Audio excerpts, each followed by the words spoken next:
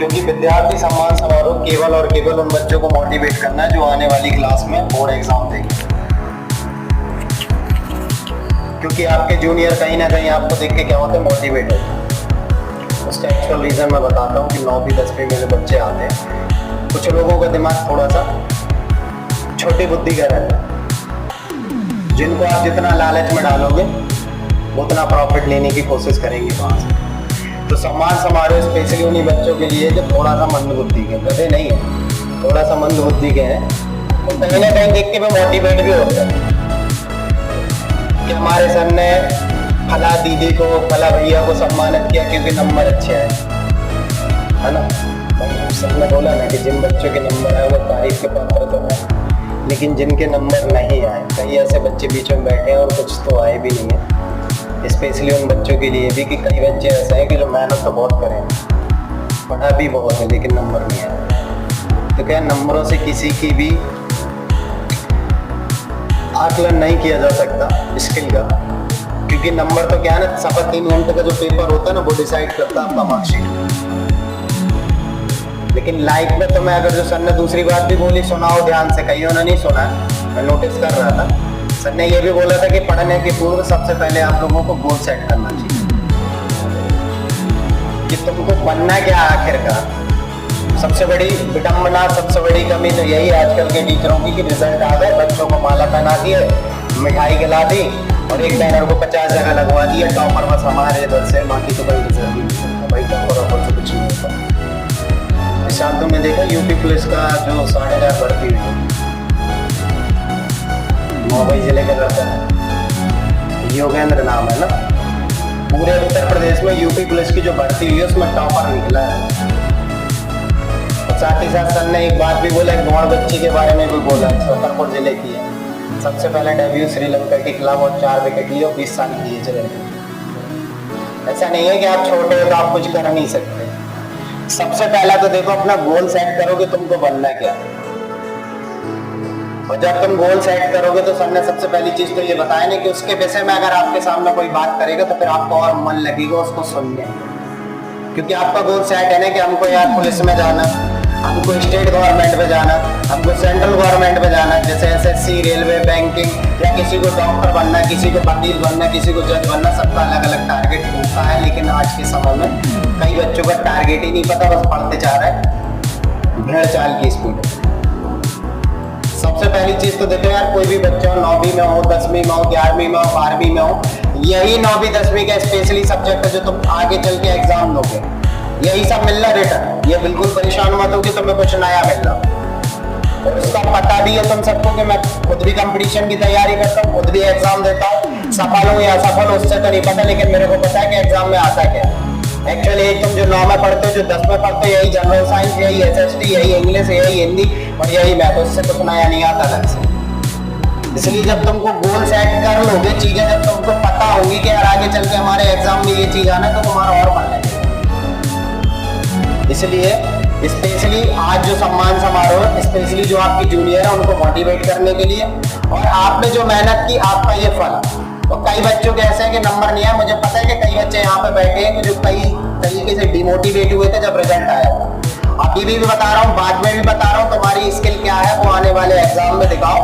जब आप सफलता आपको मिलेगी, जो खुशी आप अपने माँ बाप के चेहरे में ला पाओगे, उसी के लिए तुम मेहनत कर रहे हो और इसी के लिए मेहनत करते भी रहो। क्योंकि जिस दिन तुम सक्सेस होगे ना, जो खुशी का जो पल होगा ना, सबसे अच्छा आपके माँ बाप के लिए होगा और किसी के लिए नहीं होगा। इसलिए जो कुछ करना अपने माँ बाप को देख के करो, और वो क्या मेहनत कर रहे हैं आपके लिए उस चीज को समझो और फील करो। हो सकता है जिन बच्चों का भी मन नहीं लग रहा होगा, तो अपने माँ बाप को अगर देखेंगे ना कि हमारे लिए कितना स्ट्रगल कर रहा है पढ़ाने के लिए, तो हो सकता है कुछ बच्चों को समझ में आ जाए सारी चीजें। तो स्पेशली यार मन से पढ़ो। और दूसरी बात, सर ने एक बात भी मैंने कहा कि सर ने बोला कि देखो यार अपना आचार और अपना जो व्यवहार है ना उसको थोड़ा अच्छा रखो। क्योंकि एक मेरे दोस्त ने बहुत सिंपल सी बात बोलता है, मैंने भी कई बार तुम लोगों से बोली, जो सह गया वो रह गया। क्योंकि अकड़ केवल मुर्दों की अच्छी लगती, सबको पता, बहुत पुराना डायलॉग है, और इंसान के अंदर लचक ही अच्छी लगती। तो अपने जो आपके मित्र हैं उनसे अच्छे से भाईचारे नाते रखो, और कोई आपको गलत कुछ बोल देता अचानक तो कभी किसी का खास बुरा मत मानो। अच्छी सोसाइटी बनाओ, अच्छे मित्र बनाओ, क्योंकि अच्छी सोसाइटी बनाओगे तो अच्छी सोसाइटी में तुम भी शामिल हो जाओगे आगे चल के। ठीक है ना। छपरियों के साथ में घूमोगे तो छपरीपंथी आएगी, और होशियारों के साथ घूमोगे तो होशियारपंथी आएगी, और अधिकारियों के साथ घूमोगे तो अधिकारी बनने की फीलिंग आएगी। इसलिए जैसा व्यवहार बना के रखोगे वैसी सोसाइटी में बन जाओगे। इसलिए आचार व्यवहार अपने सब अच्छे रखो, अच्छी सोसाइटी रखो, और सबसे मेन चीज मैं यही बता रहा हूँ भाई, गोल सेट करो। तुमको बनना क्या है, तुमको करना क्या है। जब तक ये सेट नहीं कर पाओगे तब तक कुछ नहीं कर पाओगे। किसी के नंबर कम है, किसी के ज्यादा। भूल गया यार, तुमने बेसिक फंडामेंटल मैंने पढ़ाया, तुम्हें कई बच्चे यहाँ पे बैठे, मुझे पता है कि उनका बेसिक कितना मजबूत है। नंबरों से किसी का आकलन में करता ही नहीं है। अभी यूपी पुलिस की जो भर्ती हुई उसमें 50% वाला भी पुलिस की भर्ती में ट्रेनिंग करने गया, और वहां पर 80% वाला भी ट्रेनिंग करने गया, तो 80% को छोड़ो 90% वाला भी ट्रेनिंग करने गया। बहुत दूर का तो छोड़ो, आईआईटी का लड़का ग्रुप डी की नौकरी ज्वाइन कर रहा, आईआईटी मुंबई का लड़का रेलवे ग्रुप डी की नौकरी ज्वाइन कर रहा। तुम सोचो क्या वहां पर आईआईटी का एक ही बच्चा है। ऐसे तमाम चीजें हैं भाई, गोल टारगेट करके रखो, चीजें पढ़ो, अच्छे से समझो, हर सब्जेक्ट को मन लगा के पढ़ो, और डिपेंड टीचर के ऊपर तो रहो, मैं ये नहीं कह रहा, लेकिन पूरा मत रहो, किताबों के ऊपर डिपेंड रहो, किताबों को मन से स्टडी करो, क्योंकि हाई टीचर भी किताबों से पढ़ के तुमको पढ़ाता है। इसलिए एनसीईआरटी की किताबों को पढ़ो स्पेशली। मैं स्पेशली बता रहा हूँ कि एनसीईआरटी की किताबें पढ़ो, क्योंकि एनसीईआरटी के जो मुख्य सचिव को खुद कहते हैं कि एनसीईआरटी का जमाना है, लूसेंट का जमाना नहीं है, तो क्या दूसरी किताबों में भागो। एनसीईआरटी की किताब पढ़ो ना हर सब्जेक्ट, और उसको स्टडी करो। और एनसीईआरटी का पढ़ने का पैटर्न मैंने तुमको हमेशा बताया कि हाईलाइट करके पढ़ो। चाहे वो फिजिक्स हो, चाहे वो केमिस्ट्री हो, चाहे बायो से हो, चाहे मैथ्स हो, चाहे हिंदी हो, चाहे एसएसटी, कोई भी सब्जेक्ट हो। एनसीईआरटी मन से पढ़ो यार, नंबरों से कुछ नहीं होता। 19-20 सबके आते हैं, टॉप तो एक ही मारता है, इसमें सब तो जीत नहीं जाते। लेकिन तुमने प्रतिवाद किया, ये काम, ठीक है ना। तो आज का प्रोग्राम करते हैं शुरू, और सारे बच्चों को कहते हैं अभिनंदन, मतलब स्वागत। जो भी बच्चे आए उनका सबका स्वागत है, जो बच्चे नहीं आए उनका भी दिल से स्वागत है। मैंने पहले बोला था कि मैंने किसी बच्चे को कॉल नहीं की थी, सबको ग्रुप में ही मैसेज डाला था।